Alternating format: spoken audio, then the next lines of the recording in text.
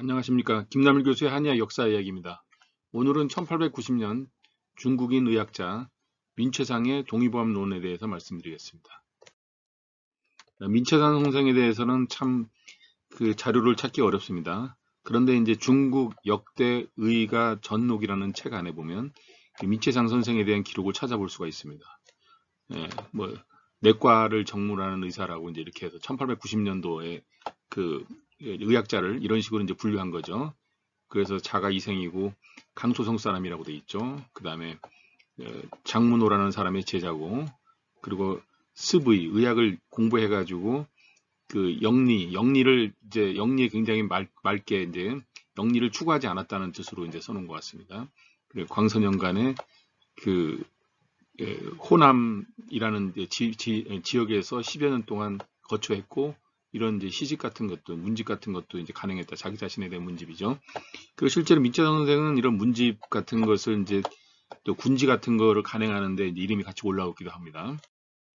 그래서 중국의 이제 동의보감의 중국 판본은 우리나라에서 이제 중국으로 그 동의보감이 넘어간 다음에 이제 중국 사람들이 그걸 가지고 책을 만들어서 거의 뭐 20여 회, 1890년 민채상 선생이 활동했었던 그 무렵까지 20회가 넘는 판본이 나옵니다. 그 정도로 수요가 있었다는 얘기죠. 그만큼 중국 사람들이 이제 동의보감을 선호했다 이런 얘기입니다. 1763년부터 해가지고 여기 나오잖아요. 판본이 쭉 있죠. 그래가지고 이게 벌써 열 몇 회 나오고, 그리고 이제 민채상 선생의 1890년에 나온 판본이 여기 있습니다. 여기 있죠. 1890년에 일본 경도서림의 판본을 일본 교토에 일본의 교토에서 나온 그 경도서림에서 나온 판본을 가지고 일본 거를 수입해 가지고 만들었다는 얘기예요. 그러니까 그 정도로 이제 이게 동의보감이 국제적인 책이 되었다는 것을 볼 수가 있는 것이죠. 근데 민채상의 이제 동의보감 서문이 이제 제가 가지고 있는 이제 증도 동의보감, 이게 이제 나와 있지 않습니까? 이게 그 일본 원각본을 가지고 만든 요 책이 되겠습니다. 요걸 그 1890년도 나온 거, 이걸 제가 갖고 있는데 요것이 이렇게 해서 이제 석인본으로 만들어진 것이 있습니다. 그 서문을 보면 근데 제가 이제 몇 가지로 이 서문 내용을 갖다가 이제 좀 본다면 의학 가운데 열매를 거두어들인 책이라고 굉장히 이제 평가를 높이 이제 한 그런 내용을 볼 수 있어요. 여기 나오죠. 의학 가운데 열매를 거두어들인 책이다.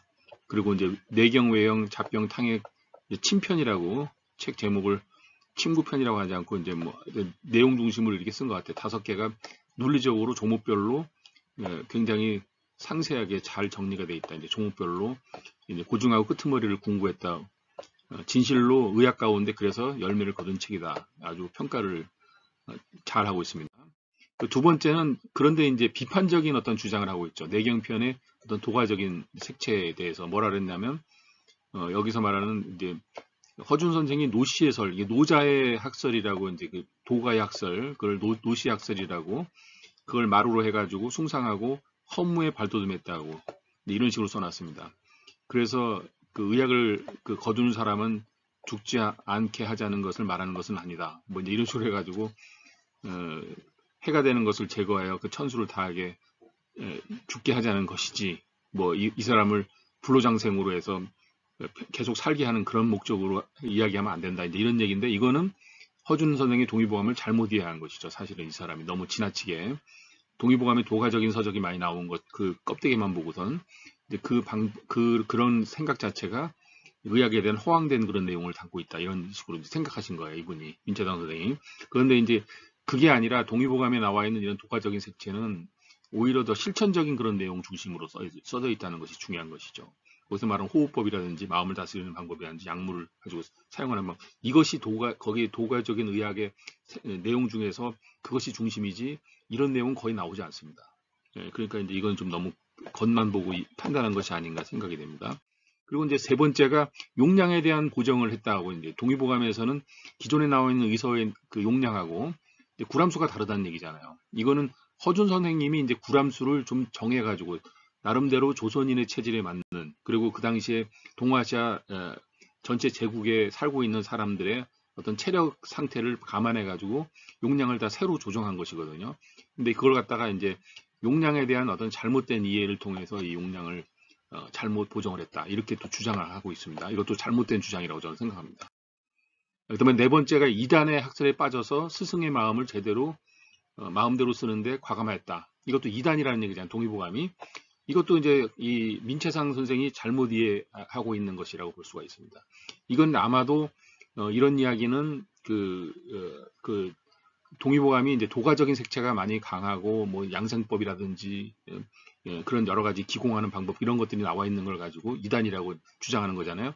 이거는 뭐냐면 동의보감이 그만큼 이제 중국 의학하고 어느 정도 약간의 독립적인 어떤 다른 체계로 발전해 나가고 있었다. 이렇게 볼 수가 있는 거지.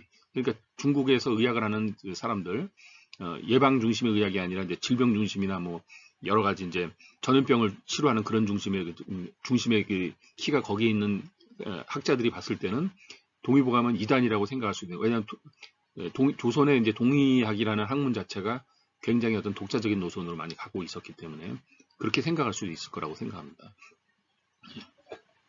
감사합니다.